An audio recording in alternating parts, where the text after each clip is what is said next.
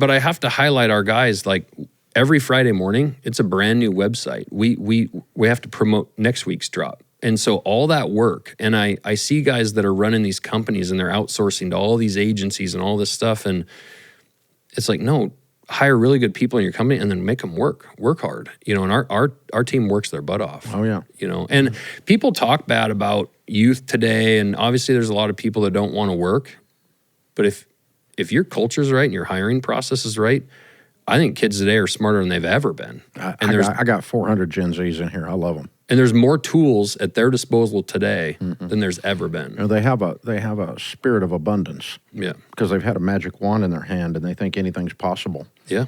That you push a button, stuff shows up on your porch. Why wouldn't it be possible? Right. Everything's possible. Yeah. And so sometimes they don't know how hard it's going to be, but they're very possibility thinkers, and they're not scarcity people. And we do meetings every week. We're very open with our employees, and we want them to feel like owners, and we probably more open than any business maybe should be, quote unquote, but I want them to be very proud. Like we took them on a tour of our new manufacturing facility. We're putting in wiring right now and HVAC, and I walked them around. You know, it's a meeting on the clock, you know, on a Tuesday where we take them all 75 people up there and we walk them around the whole thing. Cause I'm like, you guys are building this, not me. Like you guys and the Americans that are buying our knives are building this. And I want them to look back someday when that building's full of machines and things are going on and be like, I helped build this, you know, sense of pride. Amen. Well, there's a lot of pride, and there's a lot of pride in the quality of the product, and that makes that makes all the difference. I mean, it's not a mission and it's not a crusade unless there's something quality happening, and you really can't attract and keep talent unless you plug into that. Right. And so and that's what you guys have done. And it was just your nature to go do it, and it's just blown up. I'm so proud of you. Congratulations. Well, thank you. No, I appreciate it. And thanks to Americans, that we are evidence that people still desire American-made products, and they want companies that are doing things the right way. And we're still learning. I mean, I'm a quote-unquote CEO. I look at myself more of a dad of four and a knife maker and a backhoe operator, and I'm figuring this out. But I'm just trying to treat my employees like I'd want my kids treated if they worked somewhere else. Yeah. You know, and I'm also trying to hopefully create something that proves that the American dream is alive and real, and people can go, is the American dream alive? Yeah, check out Montana Knife Company. They're the evidence of it. Yeah. You know, but for those people that, you know, want to go off and start their own job, like, or their own company, it's 100% possible. But you have to shut the TV off. You have to quit listening to the doomsday on the news. You know, it is actually possible. And you start in your garage. Yep. You don't have to go start in a 51,000 square foot, right, with millions of dollars in debt just to get started, because it's a barrier. It's not a barrier.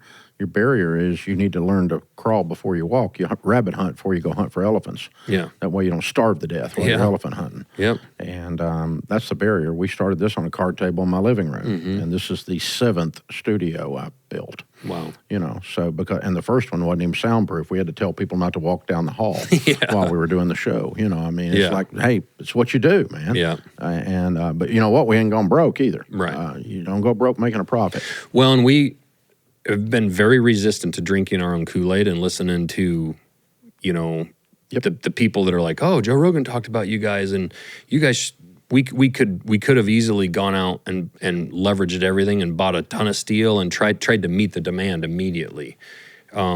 We have a very, very good thing going, and I'm going to be very careful. I owe it to my employees to not make bad decisions to kill it. And it's like, I would way rather grow this. I want to grow a generational company. I'm not trying to sell this.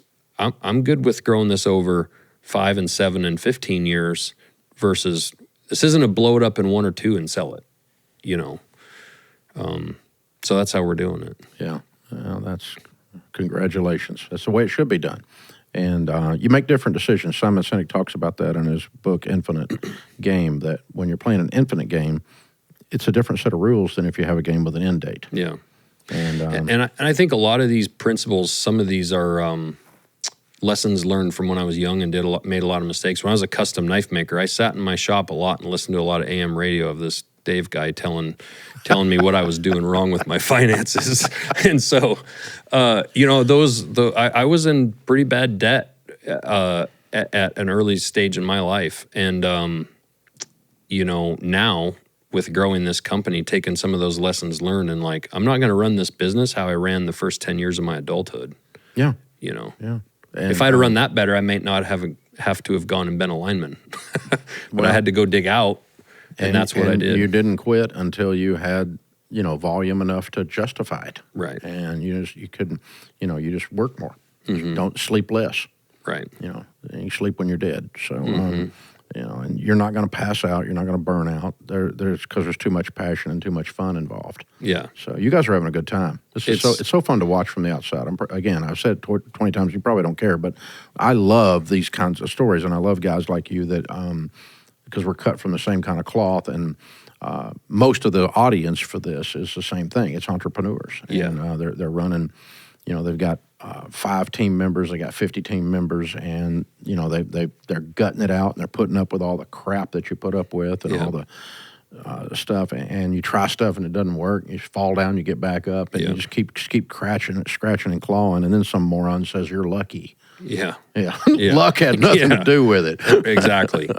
No, I've been fortunate to have really great people in my life. Fortunate to have great parents, a mentor in Rick Dunkerley that was my Little League baseball coach that I just got to give the speech to induct him into the Hall of Fame this weekend. Wow. I've been fortunate to have good people in my life, but yeah, we've worked our asses off. Yeah, you did. And it turns out it's a quality product. So this is one of the chef's set. Yep.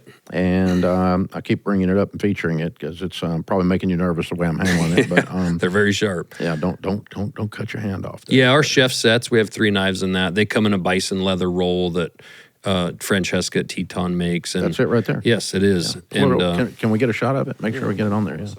Yeah. But this is but again, this is you're the sweet spot in the center of your wheel is still the Speed Goat. The Speed Goat and really honestly, in terms of the volume that it creates.